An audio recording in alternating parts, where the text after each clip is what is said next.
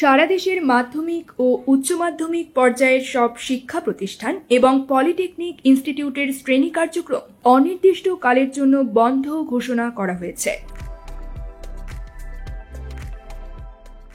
মঙ্গলবার 16 জুলাই সন্ধ্যায় এক বিজ্ঞপ্তিতে এ নির্দেশনা দেয় শিক্ষা মন্ত্রণালয়।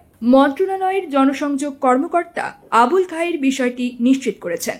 বিজ্ঞপ্তিতে বলা হয়, বিদ্যালয় ও কলেজগামী শিক্ষার্থীদের নিরাপত্তার বিষয়টি বিবেচনায় নিয়ে শিক্ষা মন্ত্রণালয়ের আওতাধীন মাধ্যমিক ও উচ্চ মাধ্যমিক পর্যায়ের সব শিক্ষা প্রতিষ্ঠান এবং পলিটেকনিক ইনস্টিটিউট সমূহের শ্রেণী কার্যক্রম পরবর্তী নির্দেশ না দেওয়া পর্যন্ত বন্ধ থাকবে। একই সঙ্গে 18 জুলাইয়ের এইচএসসি পরীক্ষাও স্থগিত ঘোষণা করা হয়েছে। প্রসঙ্গত, চলমান কোটা সংস্কার আন্দোলন আজ মঙ্গলবার বেশ সহিংস রূপ নিয়েছে। বিভিন্ন স্থানে সংঘর্ষে 6 জন মারা গেছেন, আহত হয়েছেন কয়েকশো।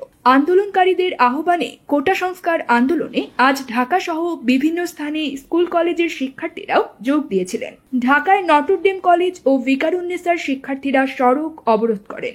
শিক্ষার্থীদের নিরাপত্তা বিবেচনায় প্রতিষ্ঠান বন্ধের ঘোষণা দেওয়া হয়েছে বলে জানিয়েছেন শিক্ষা মন্ত্রণালয় সংশ্লিষ্টরা।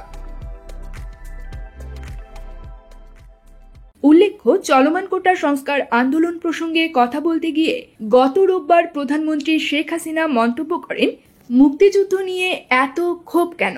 মুক্তিযোদ্ধার নাতিপুতিরা কিছুই পাবে না, রাজাকারের নাতিপুতিরা সব পাবে। প্রধানমন্ত্রীর এই মন্তব্যে ক্ষিপ্ত হন কোটা সংস্কার আন্দোলনকারীরা। তারা ধরে নিয়েছেন রাজাকারের নাতিপুতি তাদেরকেই বলা হয়েছে। তাই প্রধানমন্ত্রীর মন্তব্য প্রত্যাহারের দাবিতে এবং কোটা সংস্কারের এক দফা দাবিতে রোববার মধ্যরাত থেকে আন্দোলনে নামেন ঢাকা বিশ্ববিদ্যালয় সহ বিভিন্ন শিক্ষা প্রতিষ্ঠানের শিক্ষার্থীরা।